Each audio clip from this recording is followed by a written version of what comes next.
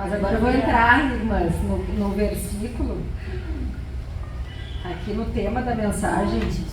Eu fiquei pensando no Senhor praticamente toda semana, desde que a irmã Patrícia me mandou o convite, o anúncio, né, o cartaz da pregação, e eu fiquei lendo e pensando no que diz ali, né? Cultivando a gratidão através da palavra. Isso ficava na minha mente, esse tema, assim, eu acompanhava junto com o versículo de Tessalonicenses, mas eu fiquei pensando, cultivando a gratidão através da palavra, que tema forte. Porque a gente, hoje em dia é moda, né? A gente escuta assim, a gratidão, a pessoa faz uma coisa, gratidão, e vai assim. Mas esse tema ele é mais profundo do que eu mesmo imaginava, e Deus falou comigo tremendamente quando eu comecei a estudar e pensar sobre isso. E eu fui esmiuçar, mas palavra por palavra, para eu poder entender onde o Senhor queria me levar pessoalmente através do tema dessa mensagem. E agora eu vou dividir com as irmãs. Eu comecei esmiuçando, como eu disse, a palavra cultivando. E fui indo, cultivando gratidão através de palavra. Todas essas quatro, assim, da frase, eu fui. E aí uma das coisas que eu percebi, assim, a diferença que mudaria todo o sentido é a primeira palavra, porque a irmã poderia ter colocado assim, cultive a gratidão através da palavra. Né? Poderia ter feito isso, mas o tema é cultivando. E aí eu comecei a esmiuçar pela nossa língua portuguesa, né? E não é o verbo cultivar que está ali, ele está conjugado no gerúndio. E o gerúndio, ele dá uma sensação de continuidade, é uma ação contínua. Se fosse o verbo cultivar, aí eu iria ler ali, cultive, né? Porque é um texto, cultive a gratidão. Aí quem lê, o que vai acontecer? Cultivei, pronto. Cultivou uma vez aquilo ali. Agora o verbo, quando tá essa palavra assim, cultivando, é sempre. É cultivando sempre. E olha o que diz o conceito da palavra. Preparar e cuidar a terra para que produza. Um conceito do cultivando. Aplicar-se ao desenvolvimento de. Dedicar-se. Esses são os três conceitos que tem do cultivando. Depois, gratidão. Um sentimento de reconhecimento a Deus. E aí eu vi ali que ele tem origem no termo gratus, que traduzindo significa agradecido, né? Ou grato, mas olha que tremendo isso aqui. Também deriva de gratia, do latim, que significa graça. E aí, irmãos, não é à toa, eu tenho convicção disso, né, que a gente tem aquele livro lá da graça, de mais de 200 páginas tem aquele livro ali da nossa escola bíblica. Como eu falei para os irmãos aqui, a gratidão, tu vai, chega na palavra graça, né? E o que é a graça, e como essa palavra graça, hoje em dia, ela é levada de forma leviana, né? Porque a graça de Deus, o que a graça de Deus ela faz com nós? A graça de Deus, ela te sustenta. É um sustento para que a gente consiga andar no caminho que Deus tem traçado para a nossa vida. A graça não é um alívio, não é o contrário.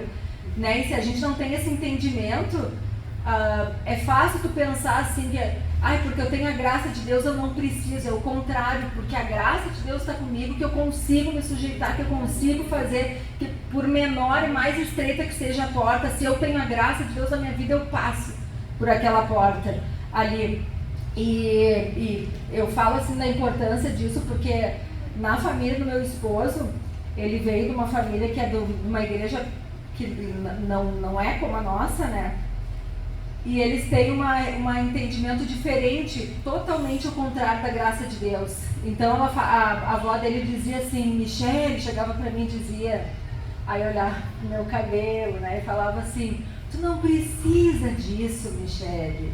Jesus já pagou todo o sacrifício por ti na cruz, para que te sacrificar? E ela tinha esse entendimento da graça do Senhor. E olha a distorsão. Por isso que eu vejo assim, quanto é importante a gente estudar e começar a ir a fundo nas coisas para descortinar o que Deus está querendo falar conosco através das Escrituras, através de um tema né, como esse que nós temos aqui. Então, já falei para os irmãos, né, da palavra cultivando, da gratidão. Depois tem o através, né? E o através, ele tem o sentido de por meio de, né? Tem outras coisas, né, também, mas eu vou me fixar nessa, de por meio de. E depois a palavra de Deus, a palavra, né, que a irmã colocou aqui, que a gente tem um entendimento claro que é da palavra de Deus. E irmãos, eu fui, como eu estava esmiuçando, que eu falei, eu dei um Google lá e botei assim, ó, no Google. Por que os evangélicos, eles entendem que a palavra é igual à Bíblia? Porque a gente fala, né, a palavra, mas se eu for abrir um dicionário Aurélio, não vai dizer palavra como Bíblia. A gente se apropriou assim desse entendimento. E olha o que o Google me falou. Qualquer um pode ter acesso. Mas olha só. Aqui. Porque tem dois significados que o Google diz. Que nós vemos a palavra como inspiração e autoridade. E a inspiração, porque os evangélicos têm um entendimento de que é inspirada por Deus, e a autoridade, porque aquela inspiração ela é divina.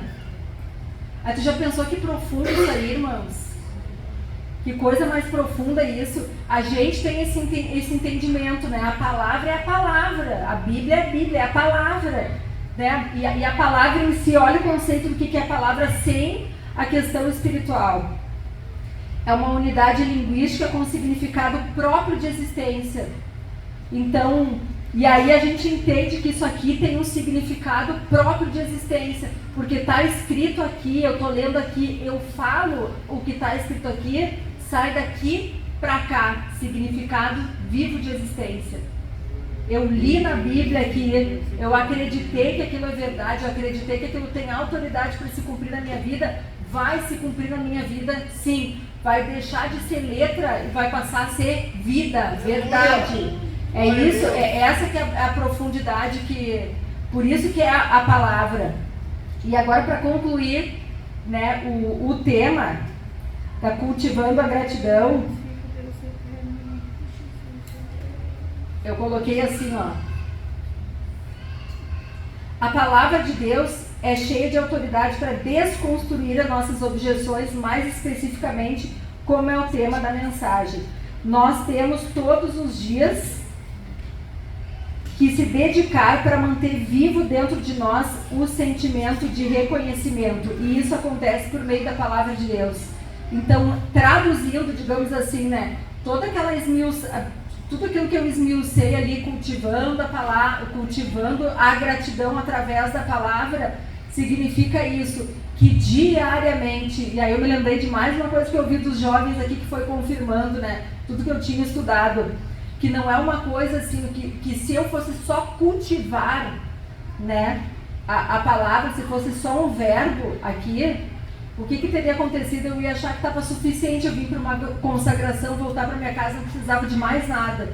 Mas agora, se eu botar na minha cabeça que eu tenho que a minha caminhada tem que ser cultivando, eu vou ter a ideia de que é todos os dias e em todos os momentos eu vou desenvolver aquilo ali na minha vida, aí sim eu vou conseguir reconhecer Deus e ser grata para Deus, por Deus, independente do que acontecer.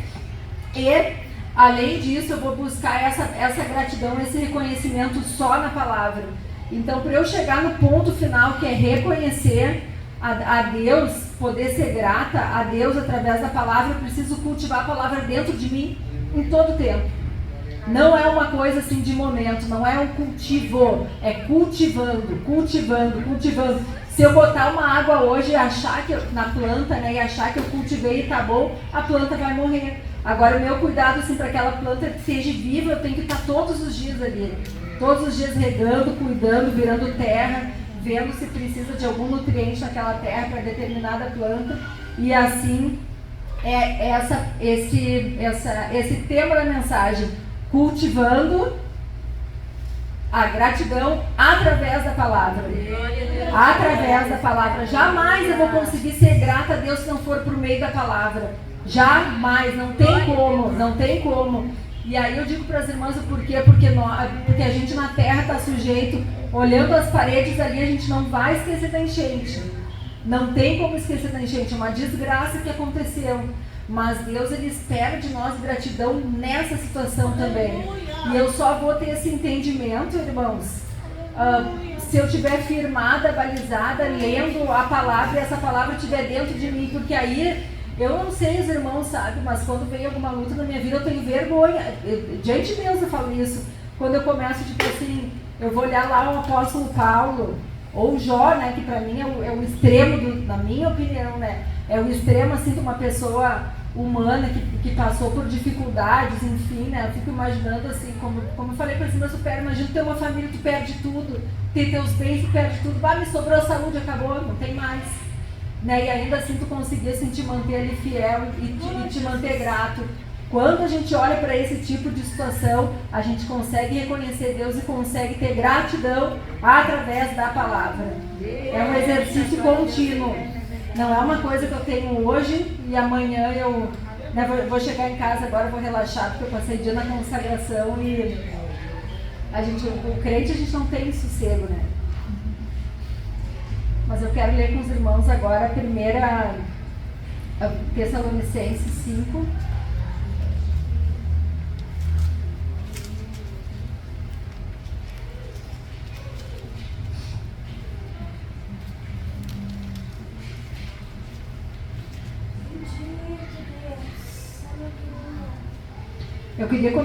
Irmãos, eu queria começar lá pelo capítulo 5, versículo 1. Se os irmãos puderem acompanhar, não sei se está todo mundo com a Bíblia aberta.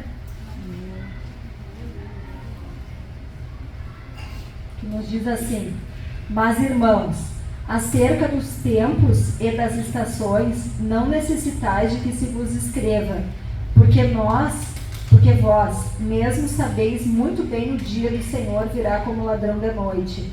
Pois que, quando disserem a paz e segurança, então lhe sobrevirá a repentina destruição, como as dores de parto àquela que está grávida, e de modo nenhum escaparão. Mas vós, irmãos, já não estáis em trevas para que aquele dia vos surpreenda como um ladrão, porque todos vós sois filhos da luz e filhos do dia. Nós não somos da noite nem das trevas. Não durmamos, pois, como os demais, mas vigiemos e sejamos sóbrios. Porque os que dormem de noite, os que se embebedam, embebedam-se de noite. Mas nós que somos do dia, sejamos sóbrios, vestidos-nos da couraça da fé e do amor, e tendo por capacete a esperança da salvação. Porque Deus não nos destinou para a ira, mas para a aquisição da salvação por meio do nosso Senhor Jesus Cristo, que morreu por nós, para que vigiemos, quer durmamos, vivamos juntamente com Ele. Por isso exortai-vos uns aos outros e edificai-vos uns aos outros, como também o fazeis. E ali, isso ele fala sobre a vinda do Senhor. Fala o que vai acontecer, que vai ser uma coisa rápida, aquilo que nós sabemos, mas só para poder contextualizar bem com o versículo 18 depois.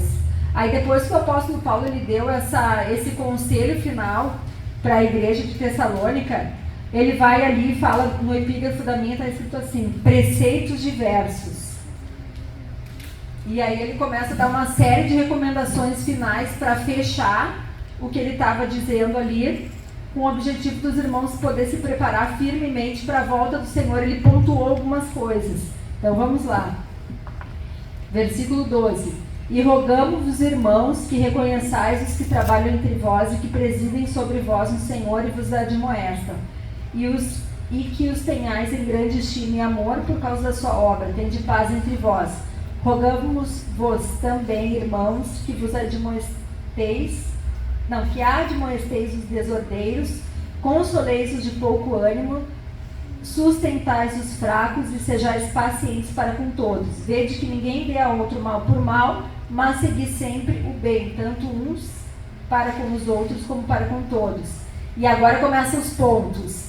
Regozijai-vos sempre, orai sem cessar, em tudo dai graças, porque esta é a vontade de Deus em Cristo Jesus Cristo para convosco.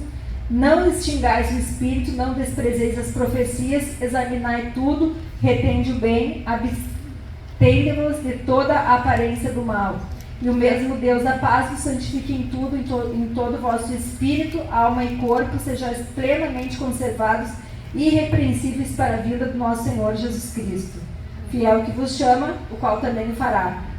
Então eu vi assim, irmãos, quando eu estava estudando essa palavra, que a igreja de Tessalônica, ela era uma igreja exemplo. Eles eram fiéis, e eles eram fiéis principalmente nas duras provações que eles passavam. Então eles eram uma igreja exemplo, né? Eles estavam ali servindo ao Senhor no meio de provas e provações. E aí o apóstolo Paulo fez essa exortação para eles não esquecerem que o dia estava próximo, que era para eles se manterem fiéis, né, daquela forma que eles estavam vindo, vigiando, né, cuidando tanto da moral deles quanto da conduta, porque ele deu várias séries de recomendações ali, que a gente vê na palavra, de não enganar os outros nos negócios. Ele fala, né, adiante, de não viver uma vida fornicando, ele fala, né, de uma questão moral, e assim ele vai. E aí, por fim, ele vem falando que todo esse cuidado que a gente tem que ter no espírito, na alma e no corpo, né, de ter uma conduta santificada nessa terra, é porque Jesus já está voltando, lá naquela época. É porque o Senhor já está voltando e a gente tem que estar preparado, porque não sabe qual vai ser o dia e a hora. E aí, no versículo 18, ele fala, em tudo dai graças, porque esta é a vontade de Deus em Cristo Jesus. E ele deu, e irmãos, em tudo, né, é em tudo, não tem exceções, né, em tudo, é um completo. Nós temos que aprender a dar graças ao Senhor, porque do contrário disso vira murmuração. Aí eu estou do lado do Satanás, né, e não do lado de Deus, em coisa mínima, né. Eu fico reparando assim lá, irmãos, o pessoal lá, eles têm, é uma coisa ruim assim deles, assim que eu vejo, eu peço oração para os irmãos, parece que tem uma coisa assim, está tudo ruim sempre. Eles vivem num país, irmãos, na Itália, eu pesquisei principalmente a região que nós estamos, que é na Toscana, a Sara esteve lá, pode falar, uma região bonita, né? As pessoas são bem vestidas, é uma região economicamente falando, ela é boa, é uma das melhores que tem assim, em toda a Itália, já teve o maior PIB ali da Itália.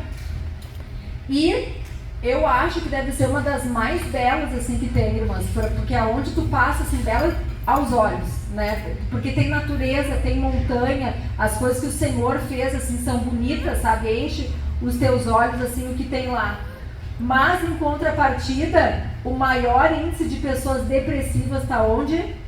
Na Toscana, no lugar mais bonito, no lugar mais belo, no lugar assim economicamente falando bom, é o lugar onde tem o maior número de pessoas depressivas.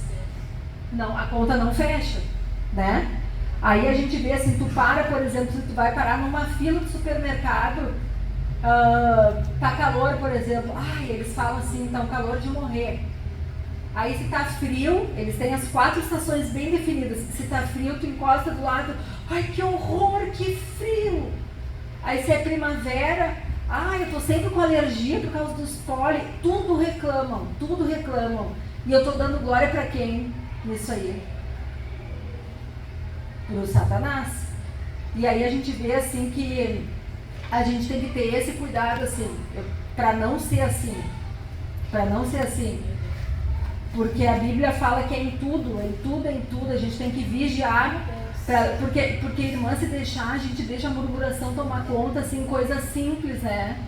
Hoje tá calor, assim, vou ter que passar o dia na consagração, mas vamos lá, mas tem sempre aquele mazinho, né? E se Deus volta, eu tô na hora daquele mas.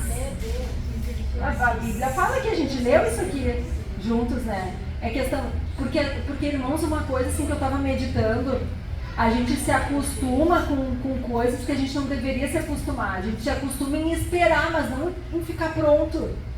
Né? Eu estou esperando Jesus voltar. Tá, mas você está pronta? Pronta? Nem tipo um soldado, assim. Eu observo, assim, eu falo pro Rodrigo, né, quando eu vejo os cultos, assisto muitos cultos online lá, o pastor César está sempre numa militar, né? Não sei se os irmãos repararam, eu reparo. Ele está sempre numa posição assim que nunca está relaxada no culto, assim, parece que está pronto assim para levanta. Eu tenho essa impressão assim quando eu olho assim pela postura corporal dele. E eu penso assim, meu Deus, por que a Bíblia fala que nós devemos ser soldados de Cristo? Porque tem que ter essa prontidão. Levanta, estou pronta. Né? Jesus chegou, já fui. Essa que eu tenho que ter assim, essa consciência, e a gente não tem, não adianta a gente se enganar. A gente não tem, porque a gente pensa assim, eu estou esperando Jesus. Né? Nem acho que vai chegar, sei lá, né? Mas a gente tem que, mas a Bíblia, irmãs, ela fala essa realidade forte para nós. Né, que a gente tem que estar pronta, não estar esperando. E uma das coisas assim tá claro que o caminho para eu estar pronta é dar graças em tudo, porque olha o mistério assim que eu fiquei meditando, porque independente da situação, se eu estiver pronta para subir, aquilo ali não vai me abalar, porque eu sei que as coisas nessa terra, como foi falado aqui, a vaidade passa.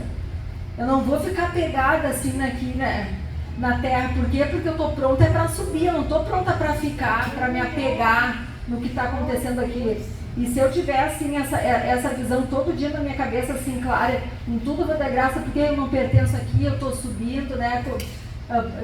Daqui a pouco não é tu ter uma vida assim relaxada, que não vou pagar minhas contas, já vou subir, né? O problema não é assim nesse sentido de ser responsável assim com Deus, mas estar pronto, em prontidão, agradecer, aprender a ter isso. Isso eu conquisto assim em Deus através de um relacionamento com o Senhor. Né? A irmã Patrícia é casada há muitos anos, né? Vai me entender também nisso aí. Um relacionamento, as irmãs são casadas também, eu não vou deixar de amar o meu marido porque ele não lavou uma louça de noite. A louça é uma circunstância, né? Mas o meu relacionamento com ele vai permanecer igual, independente assim daquilo ali. E com Deus é a mesma coisa. Eu vou ser grata no Senhor. Eu vou ser grata em Deus, não é aquela circunstância ali, não saiu como eu queria, né? Hoje eu não estou. Não, né? Senhor, eu continuo te amando, eu continuo te glorificando, continuo, né, sendo grata e eis-me aqui, Senhor. E o apóstolo Paulo, ele diz que a gente consegue isso aí orando, né, mantendo vivo o Espírito Santo na nossa vida, não desprezando as profecias e examinando tudo que acontece, mas ficando só aquilo que nos serve, só aquilo que é bom. Né? Não ser umas pessoas assim, alienadas, né? Não, eu estou observando, mas eu vou pegar o que é bom para a minha vida, o que vai me aproximar de Deus, o que vai me conduzir, o que vai me conduzir para o céu e se apartar de toda a aparência do mal. Esse que é o segredo, assim, passo a passo, né? Hoje em dia está na moda, né? Os 5 passos, né? O apóstolo Paulo colocou aqui 1, 2, 3, 4, 5, 6, 7, 8 passos. 8 passos para alcançar uma vida de gratidão, para poder estar preparado para o Senhor. Amém, irmãs? Então eu queria deixar essas palavras. Eu estudei, estou dividindo porque eu estudei com as irmãs, né? Que eu fui ler. Não sou pregadora, irmãs.